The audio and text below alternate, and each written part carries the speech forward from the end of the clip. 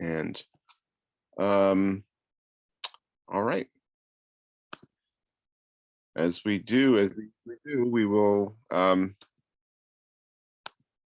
will try my best to give you a sense of the whole flow of the narrative and what I take it what I take its greatest impact to be on subsequent Greek culture, and we will continue to sort of examine um, um, the theme of narcissism. There is a question Amna asks. We don't have class on Monday. I was assuming that we did have class. I thought our next day off was. I thought our next day off was July 4th.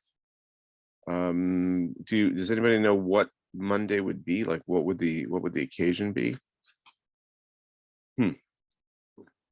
I can't imagine. Monday. Oh, is Monday Juneteenth? Juneteenth. Oh, Monday is Juneteenth. Oh, of course. Right.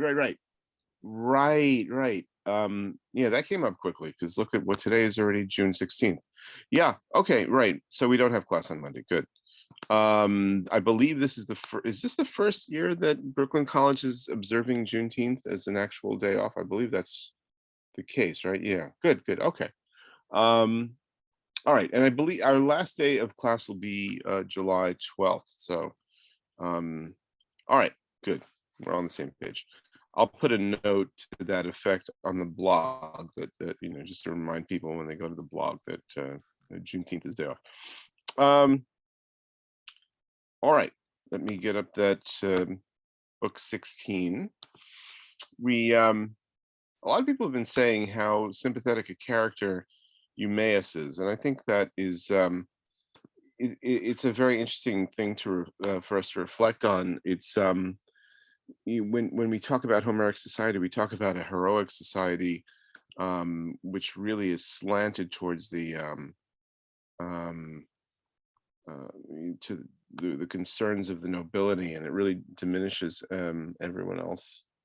And yet, as the epics evolve until they reach their more or less final form in the 7th, 6th, 5th centuries BCE, you wonder whether or not socioeconomic changes would have sort of creeped in and changed the story a bit. And one of the things that Greek historians like to talk about is the rise of the Greek city-state, starting around the time 800, 700 BCE with cities like Sparta, Thebes, of course, Athens, becoming more populous and becoming politically more unified and more organized militarily. And one of the determinative factors of this is the rise of the hoplite. The hoplite being the fully armed soldier who can fight in a phalanx, who can fight in basically in an orderly rows. And I did mention the importance of hoplite formation. I think maybe I didn't, but just briefly speaking, the fighting that goes on in the Iliad seems to be mostly hand-to-hand combat, sort of skirmishing. It's not what you would think of when you see, for instance, a movie about ancient Rome where there's a phalanx, and a very well-trained line of soldiers where each person is protecting the person next to them with their shield, and sort of forming a moving wall, right? That's a phalanx, and it really originated with the Spartans. And one of the important things about fielding an army like that is you need a lot of people who can afford a lot of equipment. You need basically a middle class, if you will. You can't have a phalanx if you have a very top-down society with a king owning most of everything, and a whole bunch of people who own nothing. You need people who are able to come to war sort of armed with breastplate and spear and sword, and shield and what have you, and helmet, greaves, ankle pieces. It's a lot, it's like a suit of armor, obviously, right? And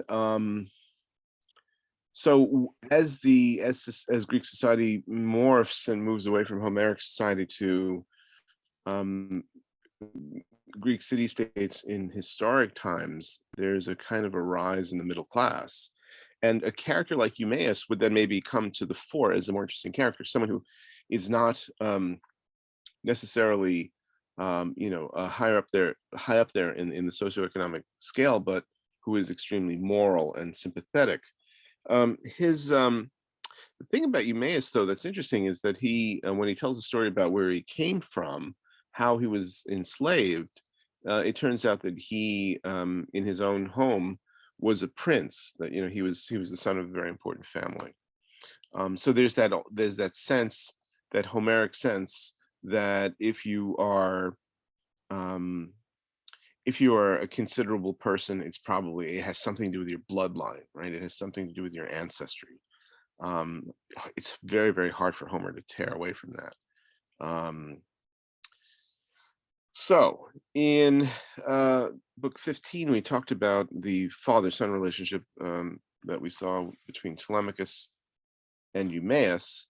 And in 16, Odysseus finally reveals himself. And the swineherd Eumaeus went off um, headed to talk to Penelope in town, and Athena was aware that Eumaeus had departed. So she came down, she stood by the entrance and was visible to Odysseus, but Telemachus failed to see uh, Athena there or be aware of her, since the gods don't show themselves to everyone. The dogs, as well as Odysseus, saw her, though, and slunk away whining, not barking, to the far side of the yard. In other words, the dogs even recognize that the gods are important. Um, and they're afraid of Athena. And she spoke to Odysseus, saying, "Tell your son who you are, no longer hide it. And when you plan to how to kill the suitors, go on towards town. I will not be far from you. I am eager for the fight." Right? She's even the gods are into this, right? And Athena then made him appear like she had changed him to look like a beggar, right? And now she kind of magic wand comes out again. She touches him, and he goes back to a full Odysseus form. He changes back to the way he looks. In fact, he's even better, right? His beard is darker. He's younger. He's got more hair. He's more buff. It's like he lost 10 years somehow, or maybe 20 years. And all of a sudden, Telemachus turns around, and there's this guy. And he thought, this must be a god. I mean, he was an old broken down beggar a minute ago. Stranger, you seem different now than you were a moment ago. Your clothes, even your clothes are new, and your complexion has changed. Clearly, you've got to be a god, right? Be gracious and spare us. Don't harm us. Accept our offerings. And Odysseus replied to his son, "I am no god. Why compare me to the immortals? I'm your father, on whose account you endure so many a sorrow that makes you groan and suffer men's violence." So saying, he kissed his son, and he shed a tear that he had curbed until then. But Telemachus, unable to believe that it was his father, addressed him again, saying, "You cannot be my father, Odysseus. Some god is deceiving me to make me suffer more. No mortal man can achieve all this himself, but only if a god came to him and willed him easily, young or old, willed him easily to become young or old. In truth, a moment ago you were a man in rags, and now you're you look like a god, right? How can this be?" Odysseus, for his part, doesn't want to be impious. He doesn't want to be boastful, right? Um, so don't compare me to the gods, he says. That would be hubris. That would be blasphemy. But Telemachus just can't believe what just happened. And Odysseus replied to him, "Telemachus, you shouldn't be so surprised that your father is here, so astounded. No second Odysseus will ever show himself here, of that you can be sure. Whether or not it's confusing what's happening here, you've got to take my word for it. There's, that I'm Odysseus. I'm here before your eyes, back in my own country after pretty much 20 years of absence. And Athena is the one who is making all this happen, the leader of armies, right? She it is who has the power to make me look like a beggar one minute and a well-dressed youngster the next. It's no problem for the gods who rule the wide heavens to glorify a man or to humble him. Um, and the father-son recognition, in some sense, parallels the what we saw in book 24 of the Iliad with Priam and Achilles. So surrogate father and surrogate son. But it's very strange here because Telemachus, after all of this time and all of this work and all this suffering, is confronted with a puzzle, not just a father appearing, but a father who can change shape and who is telling him that, he has to believe that these things are possible. The gods can do all this stuff. And Telemachus must be thinking, well, if the gods can do all this stuff, why do they put me through this misery for 20 years? Um, and so, this is not exactly the homecoming that Telemachus would have expected. Of course, neither is it the homecoming that Odysseus would have expected. I mean, Odysseus had to see Telemachus sharing all this warmth and love with Eumaeus. So, but there is a reconciliation. They sit down, they hug each other, they weep, and then tears streaming from their eyes. And sunset would have found them still weeping. They would have cried all day if Telemachus had not suddenly asked his father, "What ship brought you here? How did the sailors get you here?" And Odysseus said, "I'll tell you what happened. It was the Phaeacians. They gave me all these presents, and I've hidden all that stuff now in a cave because I don't want people here to see it. And now I am here at Athena's prompting, and I'm ready to kill our enemies. Run through the list of suitors for me. Give me the count so I know who they are and how many, and we can judge with a clear mind whether we can handle them alone or whether we have to seek help." So Telemachus tells him excuse me, all the guys that are there in the palace, and Odysseus starts to make his plan. He says, "Well, don't you think Athena and Zeus are gonna help us? Don't you think they're enough help? Do I really need to think of other allies?" And Telemachus says, "I guess if you have those guys on your side, if you have Athena and Zeus on your side, we're pretty much good. Um, they won't hold back from a fierce fight," said the noble, long-suffering Odysseus. "Not when the issue between us and the suitors is decided in my palace. Um, the gods want this to happen, and Odysseus is confident about that. Um, so they start to formulate the plan that they're going to sort of lock the suitors into the hall. Remember, says Odysseus to his son, when you see my signal, take all the weapons in the hall and put them away in the darkest corner of the storeroom so the suitors can't have weapons easily at their disposal. If the suitors miss them, like, where are those weapons, where they go, and they question you, deceive them with placatory words, with soothing words, and say, "Oh, I've moved them out of the smoke from the fire, since they no longer look as they did when Odysseus left them behind and sailed for Troy, but they got all grimy, roasting meat and stuff nearby. All this fat and smoke, has made them really tarnish them. So I took them away to clean them. Zeus, son of Cronus, has filled my heart with an even greater fear that you might start a quarrel amongst yourselves and wound each other, and so bring shame on the feast." Right? Telemachus says, "It's nice when you guys hang out and eat here, and it's a good time for all. But you drink a lot, and we wouldn't want a fight starting here, right?" Um, so the suitors are, I guess, easily enough appeased by that, and soon, the um, the game is afoot, and the suitors start to have foreboding. They start to think something terrible is going to happen. Um, Even Penelope gives them sort of um, um, an indication that things may not be going the way of the suitors. It was then a thought that occurred to wise Penelope to just come down from her bedroom and show herself to the suitors in all their arrogance. She knew the death threats to her son, since Medon the herald had overheard the plans and warned her. When Telemachus was out visiting the other heroes, the suitors were plotting his death, and so word got back to Penelope, and so she's not terribly happy about this. So she led her handmaids to the hall, and she drew her veil across her face, standing by a pillar. And from there, she aimed her rebuke at Antinous. So she fires the first shot, verbally, not physically, but verbally. Filled with violence, Antinous, you plan your wickedness, yet they call you the most eloquent and intelligent man in Ithaca.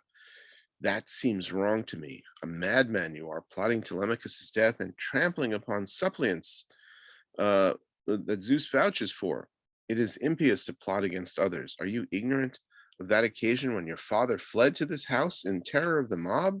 They were wild anger against him. They were wild and angry against him because he was in league with these pirates who were harassing the Thesprotians, who are our allies, and they meant to kill him and seize all of his property. And it was Odysseus who restrained them and turned them away despite the passion they were in. So your own father, Antinous, was a traitor, and he came here looking for help. He came to this palace, to this family, looking for help.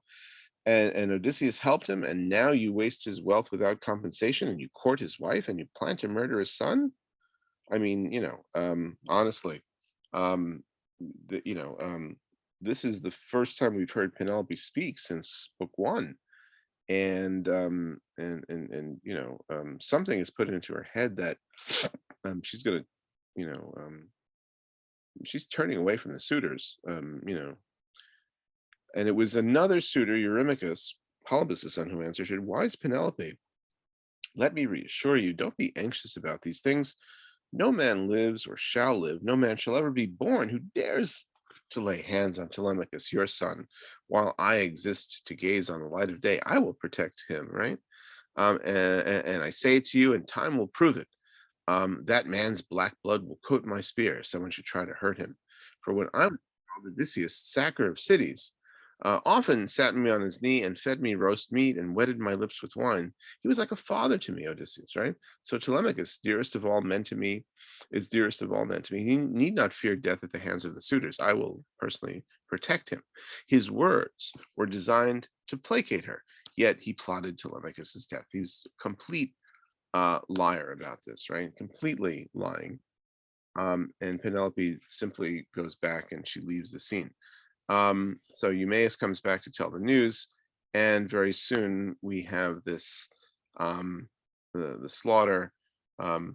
Odysseus has to go into the city disguised as a beggar, and he reaches the palace. He has a hard time because these guys are very arrogant, and even the servants of Odysseus, some of them have gone bad, like Melanthius, they've gone bad. Um, and so yeah, she's been weeping for 20 years. It's really hard to believe, but she is the model of patience and long suffering. um so there's this really famous passage here about recognition, which I've always enjoyed. Odysseus came to the palace, and they hear the bard Phemius, who is Odysseus's servant, and it must sort of ring familiar to Odysseus to hear his own singer singing in the halls. Uh, and he says, Odysseus in disguise says to the swineherd, "Surely this is Odysseus's house. It would be easy to recognize among 1,000 different houses. There's building after building, the courtyard walls complete with coping, and the gates are well protected, because he built it with his own hands. No one could disregard it. And I see the house is full of men feasting." Um, Eumaeus says, "You are quick-witted as always and easily found out, but now we have to figure out what to do. Um, you have to figure out if you want to go first, or if you want me to go in first, but decide quickly."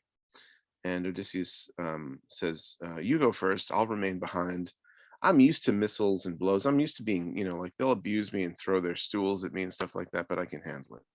Um, um, there's no the Penelope not being banished is there is not any kind of main part of the tradition. I don't know where that comes from. That may have come from a modern retelling. Um, so when Odysseus had first arrived in Ithaca, the dogs around Eumaeus's hut did not recognize him, and it was really sort of a pitiable scene. That here's a man who is a stranger to his own land.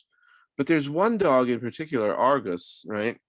And Argus has lived for 20 years, and he recognizes his master even when his master is disguised. So they spoke, and a dog was lying there, lifted its head and pricked up its ears. Argus was the hound of noble Odysseus, who had bred him himself, though he sailed to sacred Ilium before he could enjoy his company. So, a favorite dog of Odysseus, who is a puppy, just like his son was just born, and then Odysseus had to leave for Troy. Once the young men used to take the dog after wild goat and deer and hare, but now with his master gone, he lay neglected by the gate among the heaps of mule and cattle dung. The poor dog is sleeping in piles of dung that Odysseus's men would later use to manure the fields. And there, the poor dog, plagued by ticks, there he lay, Argus. But suddenly, aware of Odysseus's presence, he wagged his tail and flattened his ears, though no longer strong enough to crawl to his master. And Odysseus turned his face aside, hiding it from Eumaeus, and wiped away a tear, and then said, Eumaeus, it's strange indeed to see this dog lying here in the dung.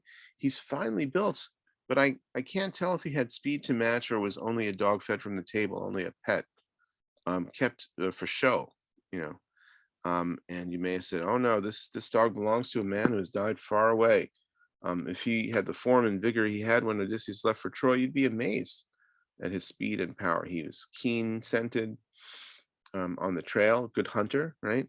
And no creature he started in the depths of the densest wood would escape him. He would outrun any deer or boar or what have you. But now he's in a sad state, and his master has died far off from his own country, and the thoughtless women neglect him. When their masters aren't there to command them, the servants don't care about the quality of their work. Far-voiced Zeus takes half the good out of them the day they become slaves." Um, so the dog is aware that this is Odysseus, even though Eumaeus still doesn't know that it's Odysseus. And with this, Odysseus goes into the house. As for Argus, seeing Odysseus again in this year, the hand of dark death seized him. So the dog actually dies, right? His life is now complete. He has seen his master again, and he dies. It's really touching, and it's really the second time I think in the Odyssey that Odysseus himself sheds a tear. Once was when he heard Demodocus singing in in um, um, in the halls of King Alcinous of Phaeacia, and he recognized stories of the Trojan War, and he started to kind of cover his face crying. And now the dog recognizes him. It's the beginning of recognition, right? So yeah, the dog is moved. Um, you know, the dog is almost like an analog to Penelope, right? He's waited all these years. So it's one of the narrative tools that Homer has to say things are going to start wrapping up now. Things are building to a crescendo. And Odysseus comes like a beggar among the suitors. They're all sitting around, and they offer him, some meat. Um, but the suitors are not um, happy about this, right? Um, when they offer meat, Melanthius, the goat herd, says, "Suitors, our noble queen, suitors to our noble queen, hear me out on the subject of the stranger, this guy here. Since I've seen him before, the swineherd Eumaeus brought him here. That I don't know for sure where he comes from." And Antinous turned to the swineherd roughly, and he said, "Eumaeus, the famous, why on earth did you drag this fellow here? Haven't we vagrants enough already?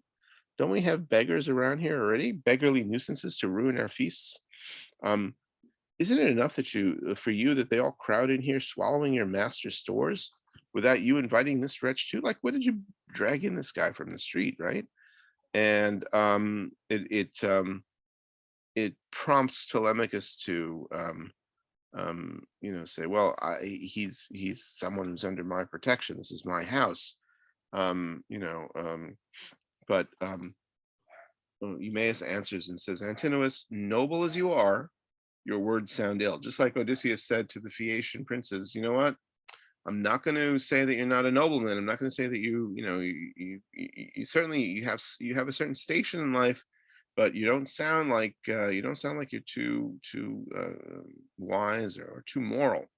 Who searches out foreigners himself and invites them home unless they are masters of some universal art, maybe a seer, a physician, an architect, maybe a minstrel, someone who sings, right? Such men are welcome throughout the boundless earth, but no one would invite a burdensome beggar. Like, you have to have pity on these people. Like, it's out of self-interest that you invite people who can do stuff for you. But someone like this guy, he's just in need, and you have to have pity on him. You have to have mercy.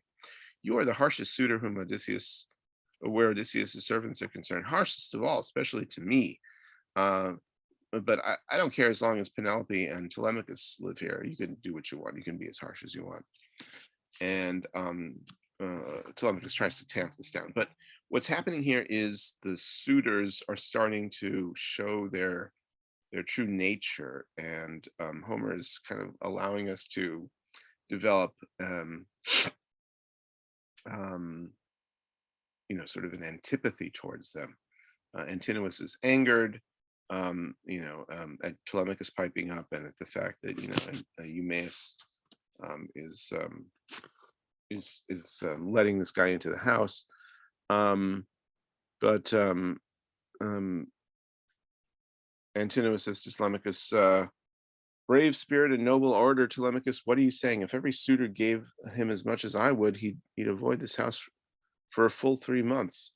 And with that, he snatched up a stool from under the table, and he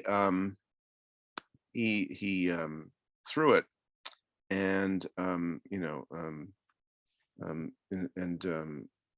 Odysseus gets hit in the shoulder with it,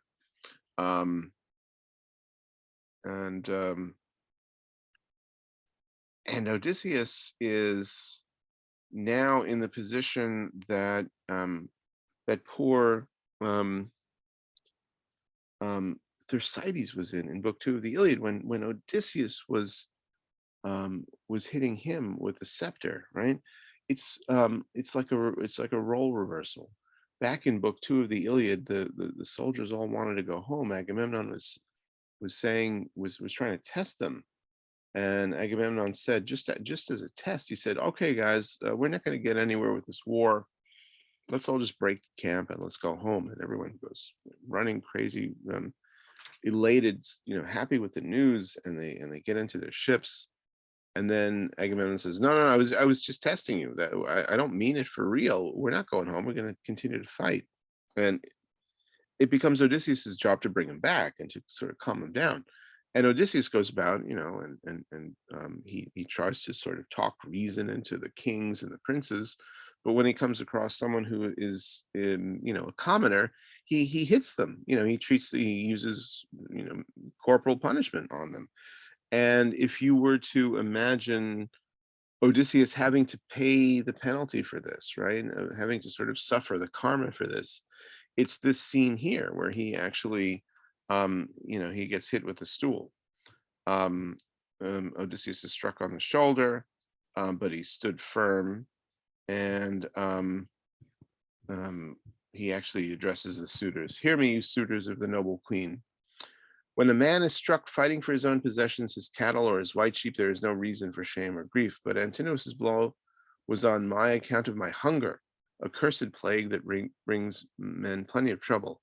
If there are gods and furies even for beggars, let Antinous find death before he can think about marrying Penelope."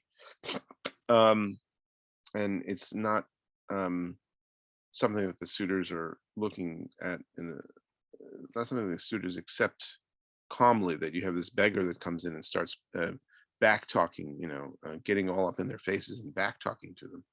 So the So Penelope then shows that she's going to be very kindly a nice hostess, even to the beggar, and so it's the first in the first face-to-face meeting between Penelope and Odysseus. Odysseus here being disguised and faking his identity, saying that he's from Crete. But it is amazing that husband and wife now are talking to each other, um, and um, you know, and soon the havoc will begin. There's another beggar in book 19. I'm sorry, what am I saying? Book 18. There's another beggar who is often there. His name is Iris, and Iris is kind of a messenger. He does little jobs for the suitors, and the suitors think wouldn't it be fun if we got these guys egg these guys against each other. Maybe they'll have a fight, and it'll be amusing. So Odysseus and Iris have a fight, but Iris gets the worst of it, and um, the suitors start thinking there's maybe more to this beggar than meets the eye, right? I mean, this like, how did he beat this guy Iris when he looked like he was a broken down old man, and Iris is still pretty, he's still pretty built and still in fairly good shape. But Iris, gets the worst of it. Um, so they all basically, are taunting Odysseus, and um, um, the plan now begins with Odysseus and Telemachus hiding the weapons away. Penelope and Odysseus actually, converse. They actually, he's seeing his wife, and he still has to hold back his identity. And Penelope answers the disguised Odysseus, "Stranger, all my excellence of form and beauty the gods have robbed me of the day when the Argives sailed for Ilium. My husband Odysseus with them. If only he returned, if only he might return and cherish this life of mine, I might deserve a greater and more glorious fame. But so many are the troubles that a god has heaped upon me, I only grieve. All the princes who rule the islands around Ithaca, their names, the islands' names are Dulichium, Same, and wooded Zacynthus. They're all dependencies, smaller islands, right? And all those who live around me on Ithaca, open to all of you, all were courting me without my wishing it. Everyone has come to ask for my hand in the hope that they will become the next king. So I neglect strangers and suppliants and heralds on business. I avoid people, and instead I waste my heart. I just cry away, pine away, right, longing for Odysseus. They urge me to wed, and I weave a web of deceit, right? So, and she tells him the story of weaving the web and the unweaving of the web. And Odysseus, as much as he wants to sort of reveal himself, feels it's not the right time, and he's got a plan. So he's just weaving out these long stories in which he talks about having run into Odysseus and having run into people who have news about Odysseus. And Penelope is moved by this story because it seems a little bit more convincing. So the real recognition, right? The dog recognizes Odysseus, but when the human recognition comes, it is Eurycleia, the old nurse that had lived with Odysseus. Odysseus's family had raised Odysseus when he was a child, and is now raising Telemachus. And if you remember in book 1 of the Odyssey, Eurycleia is the one who puts Telemachus to bed. She takes his clothes and she makes sure he's comfortable, and then she closes the door with the leather strap that controls the bolt of the door. So she's asked by Eurycleia, whose name is similar to the name of Odysseus's mother, Anticleia, widely famous, literally Eurycleia, widely famous.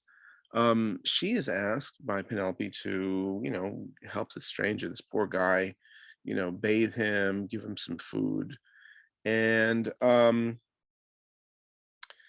so Penelope says, "Wash his feet." "So I shall wash your feet for Penelope's sake and for yours," says the nurse, "while my heart is stirred with sadness. But listen to one thing I must say. Many a long-suffering traveler have we welcomed here, but never a man resembling another as you resemble Odysseus in looks and voice, even your feet. I'd recognize those feet anywhere," she says. I mean, well, it's odd, right?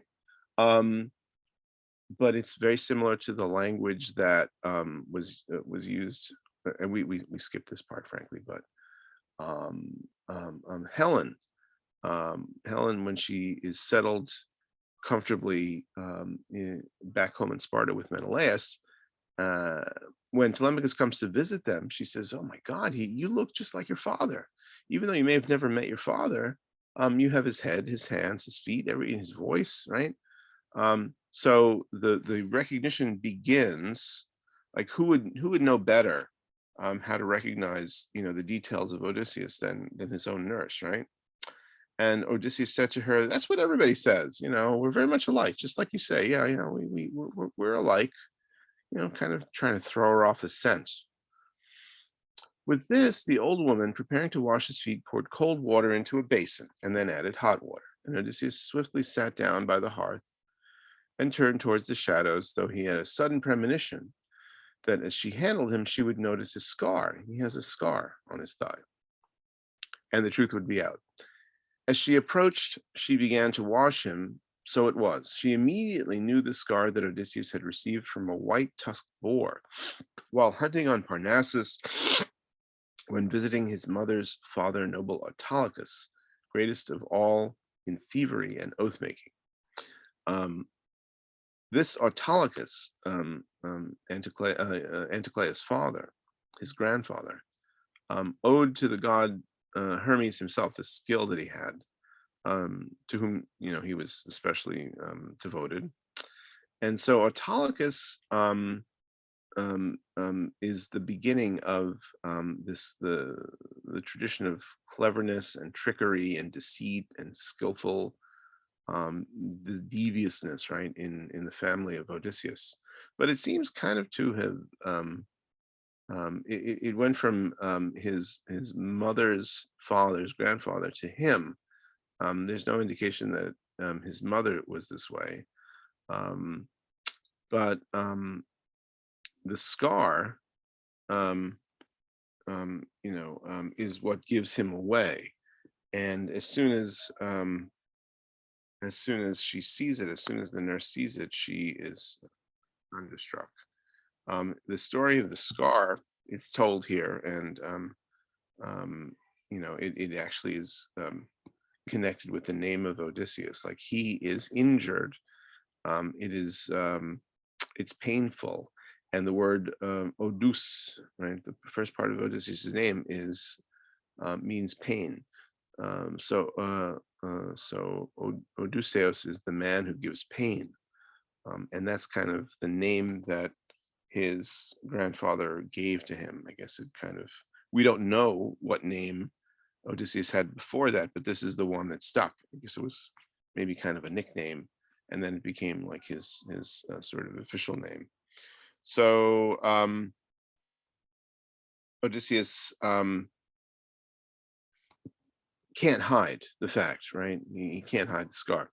It was this scar the old woman felt as she passed her hands over his leg, and when she recognized it, she let the leg fall. She was shocked. She let it slip out of her hands, and the bronze rang as his foot struck the basin, upsetting it and spilling the water on the ground. Right. Joy and pain filled her at the same moment, and her eyes filled with tears, and her voice caught in her throat. And she touched Odysseus's face and said, "It is Odysseus. It must be. Child, I did not know you until my hands had touched my master's limbs." Right? We are towards the end of the epic, and it is the physical contact of, in this case, sort of a surrogate mother, right? It's very similar. The pattern is very similar to Priam and Achilles, right? Priam says, I've touched the hands of the murderous hands of of a man who's killed so many of my sons. And it's that physical contact which causes an absolute reversal of of emotion. And she's like, it's you, it's obviously you, right? I know it from the feel of the scar, right? And Odysseus is panicked. He's like, oh no, you're going to give it away, and we have to sort of make it so that we can outfight the suitors in this. We're outnumbered. um as she was speaking, as the nurse was speaking, she glanced towards Penelope, like she was going to say to Penelope, it's him, it's your husband.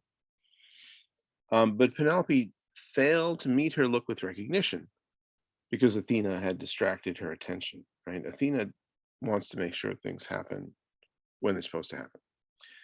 And at the same instant, Odysseus felt for the woman's throat and gripped it with his right hand. And he drew her closer and he said, Nurse, you will destroy me, you who gave me milk at your own breast. Yes, it's me. I'm home after 20 years of toil, but now a god has inspired you and you found me out. But you need to be quiet, right? Otherwise,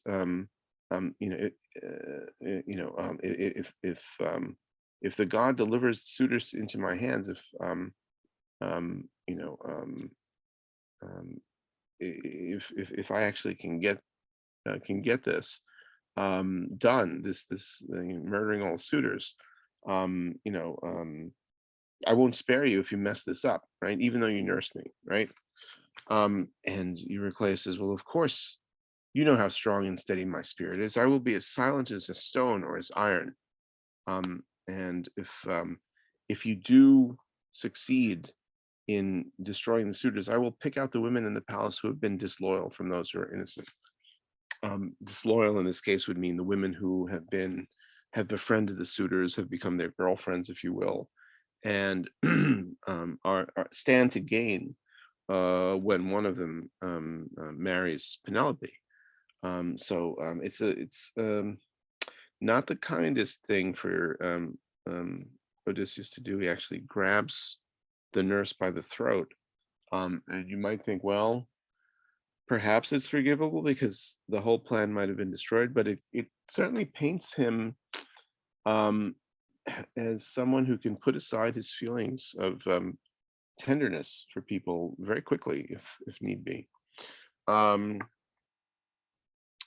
and then Penelope then has this dream. All these, um, timing is everything, right? Just like Odysseus comes home at exactly the right day, Penelope starts dreaming of Odysseus coming home, and she sees an omen in her dream, because now it's all coming together. How are they going to um, how are they going to start the slaughter? Well, um, Penelope is inspired by her dream, by the gods, um, set up a contest. And she knows the day is coming when she has to make a decision. So she says, um, um, let's have a contest. Odysseus's bow, his weapon, that he left here for his son, is it's too thick and too difficult for anyone to string on it, right? Because in order to string the bow, you have to pull the two ends of the bow, the two horns of the bow together, and you have to put the string across it, right? You don't leave it that way because then the bow will and the string will get slack. You have to undo the cord, right? When you're not using it, and when you want to use it, you have to put the cord back on. So you have to, pull it together. It takes quite a bit of strength. Nobody can do this except Odysseus. At least no one in the past was able to do it. So Penelope says, let's use this as the contest. We're going to set up some axes, or crossed axes, 12 of them, and see if anyone can string this bow like Odysseus could and shoot an arrow through all 12, right? And so that's the contest. Let's take a little break, and we'll come back. It's 8:54. We'll come back at 9:04, and we will wrap this up with the contest of the bow and talk about what kind of what kind of condition Odysseus is now leaving Ithaca in, now that he's come home and he's settled the scores. So let's do 10-minute break, pause the recording.